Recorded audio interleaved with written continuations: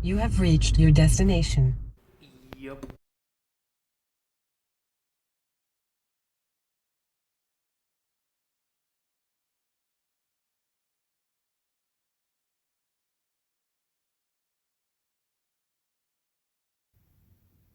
Okay, here's where we're going.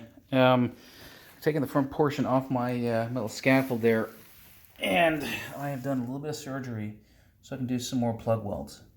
Okay, on both sides, which are going to go zoom there and there.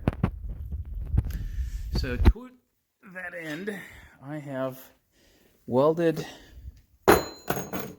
lengths of these, 7 inches each. So 2 of these, front and back, 2 of those, front and back, and this one's still cooling a little bit. I'm going to pause and position these so that they can be seen to this. And just about to weld it in.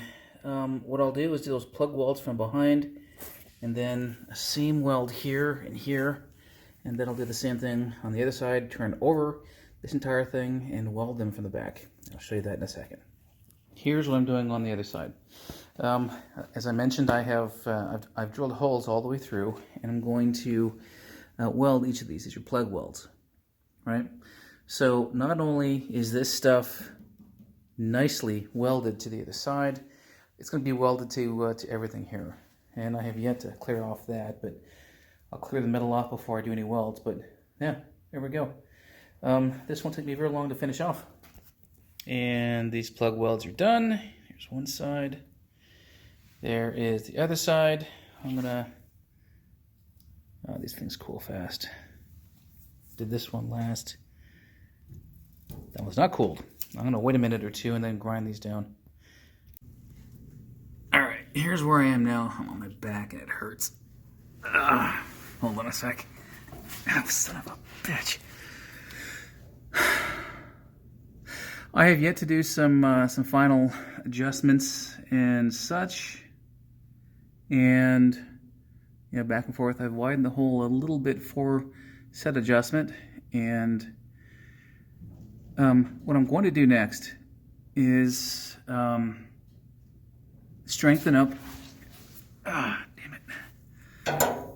Up in here, the same thing that I did with double up on 1-inch tubing. I'm gonna do the same thing behind here, and then on the other side, and I'll pause here.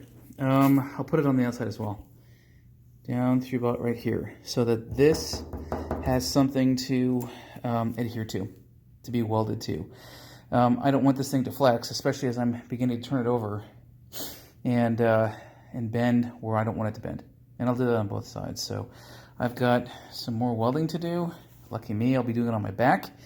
That's never any fun. And yeah. So well, not too tough. Once I put the pieces here, I'm going to take off this. All that did was prevent the entire thing from waggling up and down independent of one another, and I've just about got that to a point where I don't need to worry about that. So, and mainly because the rod's in the way. Yeah, yep. And this is what's going behind, right? So I'm going to weld up these zip marks, as it were. Then I'm going to weld it to the the top of the. I'm gonna weld it, right? Hammer in this piece here so it's a little bit more perpendicular up and down to the plane that it's at, tangent. And then I'll do the same thing to the entire piece here. I've got a longer piece that I'm going to be using. This will be pretty gosh darn the same here, as you can see. And then using, what do you call it? The inch square stuff. We're doing that here and there. Yep. I kind of like that. That's nice work. Nice work. here is what I've done. It's taken an awfully goddamn long time too.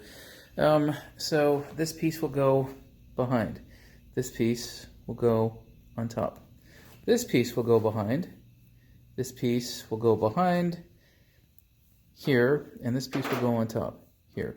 They're all curved the way that they need to be, and I'm going to weld the dog snot out of the stuff on my back, upside down. So I'm going to be wearing a face shield for this one.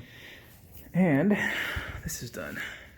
I'm going to grind down the welds, and then I'm going to take a shower because I am grungy and happy. Yep.